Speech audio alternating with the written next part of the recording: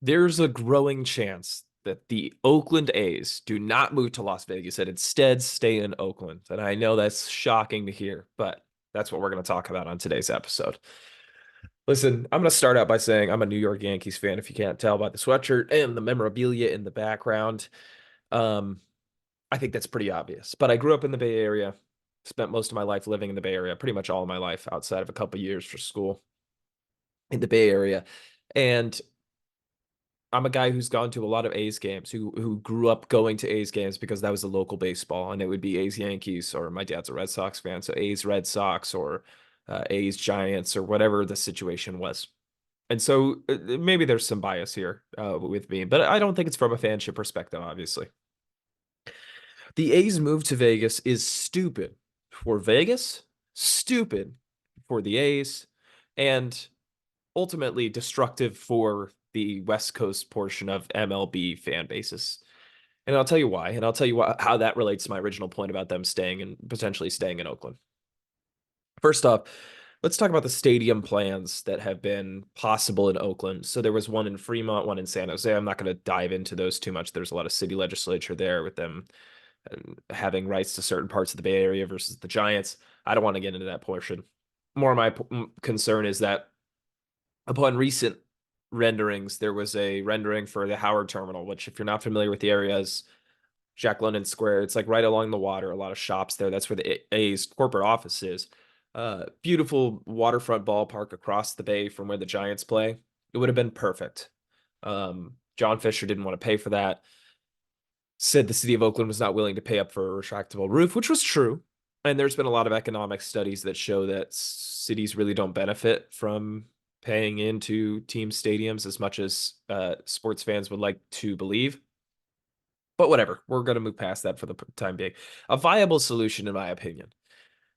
Uh, John Fisher insisted that he wanted to build at the Coliseum. Eventually, that kind of led to him exploring other options, and he was approved to go explore in Vegas. Now, Vegas has had two new sports teams in the last 10 years. The Vegas Golden Knights, who were the first pro sports team in Vegas. The Citizens of Vegas, which is a very fast-growing city in the U.S., really took to that team as theirs. And then the Raiders moved, and it's not been the same.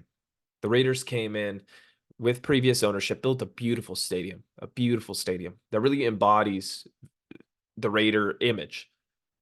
But it's not Vegas's team. At the end of the day, that stadium is mostly filled with away fans and mostly filled with people from California, whether from LA when the Raiders were there, or mostly from the Bay Area, who travel to the weekend, travel to Vegas on the weekend. They gamble, they watch a Raiders game, it's a friends, bros trip, maybe it's a family trip, whatever. That stadium is not in developing the fanship in Vegas that they hoped and that the Vegas Golden Knights in hockey did. And so that brings the A's move in as a concerning move in a city in Vegas that I think could take to a baseball team if it's the right match. You have a team in the A's who any city should be wanting to not have move in, right? If we're talking about whether you'd rather have the A's or no baseball team at all, maybe you'd rather have the A's. But if we're talking about you'd rather have the A's or another team, I take the other team 100 out of 100 times. And in my opinion, with MLB likely to expand, adding two teams within the next 5 to 10 years, Rob Manfred, commissioner of baseball, has said that as soon as they figure out the stadium situation with the Tampa Bay Rays, who are playing in St. Petersburg and Tropicana Field, that's a dump, and the Oakland A's, who are playing obviously in the Coliseum, that's a dump. As soon as we figure out where those two teams are going, then expansion is likely. In my opinion, two expansion teams would mean most likely one on the West Coast, one on the East Coast. So either a Nashville or Raleigh on the East Coast, and then in this case, a Vegas if Oakland doesn't move, or maybe a Salt Lake City if they do. Here's the problem.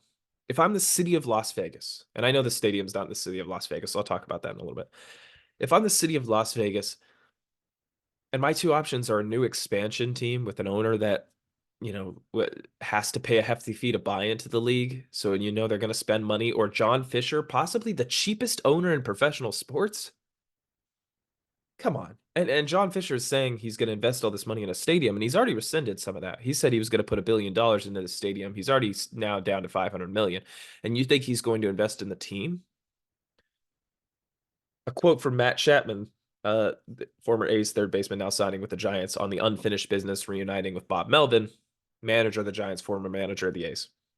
And I think this is directly related to why I don't think Vegas should want John Fisher. Quote, we had something really special building with the A's, and unfortunately that kind of got ripped out of our hands and broken up. So to come here and have an opportunity with an organization like the Giants that's not afraid to spend and do all the things you expect a winning franchise to do, we have the opportunity to do that here. And I don't mean to call this quote to your attention to make fun of A's fans at all and compare them to the Giants. That's not my intention. I don't think the Giants have been the model franchise since, well, at least for the past 5 years or so. But at the end of the day, it's true. The A's notoriously do not spend money and trade guys away before they reach, any ability to be able to make money. And guys like Matt Olson are not being paid that much in Atlanta. Guys like Matt Chapman are not being paid that much in San Francisco for the team they could have kept around in Oakland. So you bring in John Fisher into Vegas where he's not going to spend money, where he's notoriously cheap, and he's been trying to endear himself into a new fan base that may or may not take the A's as their own. Not a great recipe for success. And that's not even talking about the ballpark.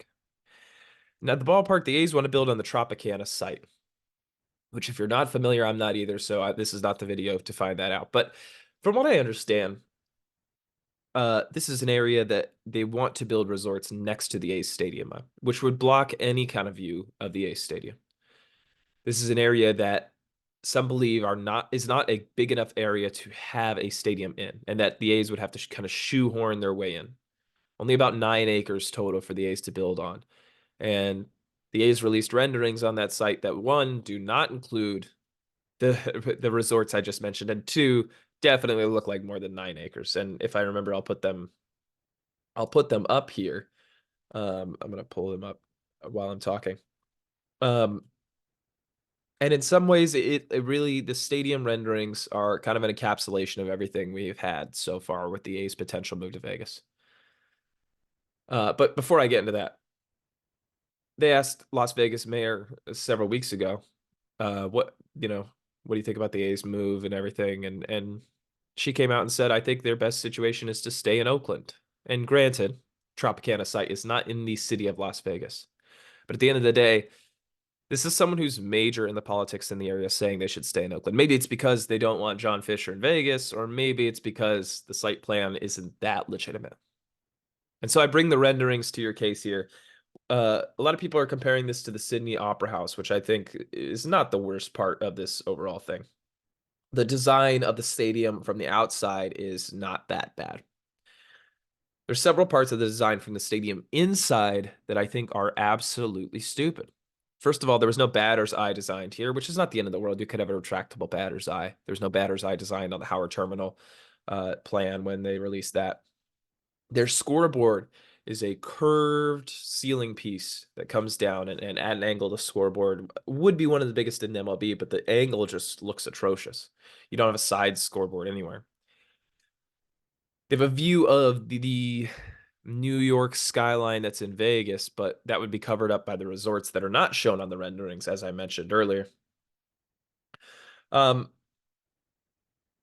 top of that, there's some portions that are kind of confusing, including a fourth deck behind home plate, but not even a second deck in the outfield. Listen, there's just a lot of mess here. And one of the keys that I think is kind of interesting when we discuss the A's moving or not moving from Oakland is that part of the reason that I mentioned earlier in this video, Jeff Fisher, owner of the A's, John Fisher, not Jeff Fisher. Jeff Fisher's former head coach of the St. Louis Rams. John Fisher said one of the major reasons that Oakland was not considered is because they didn't want to pay the $280 million for a retractable roof. Well, it comes out now that this stadium is not going to have a retractable roof. And according to John Fisher, it's because as they did more research, stadiums with retractable roofs don't open them as much as we assumed. So you're telling me, John Fisher, the owner of a professional Major League Baseball team, sat there and told the city of Oakland, one of our deal breakers is that you're not giving us $280 million. $280 million for a retractable roof. But him or his employees never did the goddamn research to find out how much retractable roofs are used in Major League Baseball. We got to this point where owners have already voted on the A's moving to Vegas. And John Fisher did not take 5 minutes out of his day, 5 minutes, to find out how often retractable roofs were opened in baseball stadiums. If that's not an encapsulation of the half-assery of this move, I don't know what is. And so we sit here with this plan, the shoehorned plot, the lack of realistic renderings, the atrocious items missing from the renderings. The fact I'm not even talking about how the renderings were accidentally released a week before the press conference because the A's staffer didn't let the press know that they shouldn't be releasing them yet to the public. We talk about all that. We talk about the fact that the mayor of Las Vegas doesn't want them to move there. We talk about the fact that the city of Las Vegas shouldn't want them there. And there's part of me that says there's going to be a solution to this where the A's end up staying in Oakland. And not just for the next few years. I mean, their contract only in the Coliseum, their lease only lasts until the end of this upcoming season. So in some capacity, they're going to potentially have to stay in Oakland past that. But I think it could be longer. Before I get to it could be longer, I do want to touch on that part, the temporary lease. So as I mentioned, lease only lasts for till the end of this season for the Oakland A's in the Coliseum. The city of Oakland, knowing the A's are going to move, does not want to rent the Coliseum for longer than they have to, right? You're not going to help out John Fisher after he screws your city.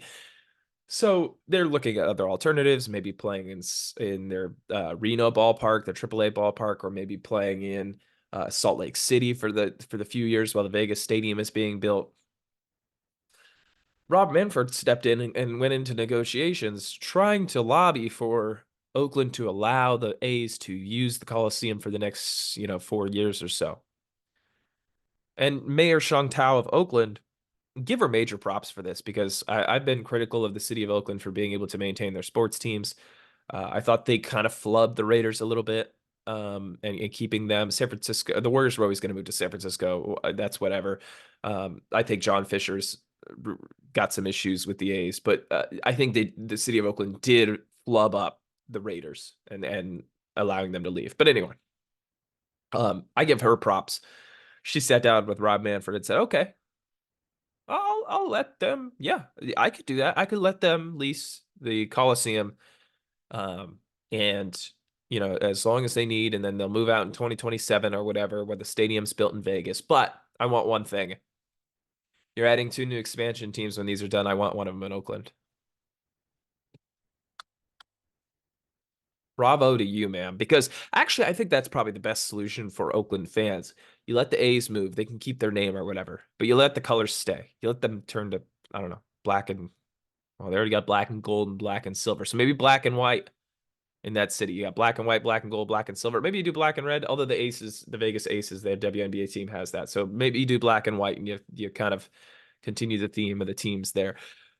And you bring a new team to the Bay Area with better ownership who wants to build in Howard Terminal, who you let A's fans start the franchise. Maybe that's the owners of the Golden State Warriors who wanted to get into buying the A's, about a year ago.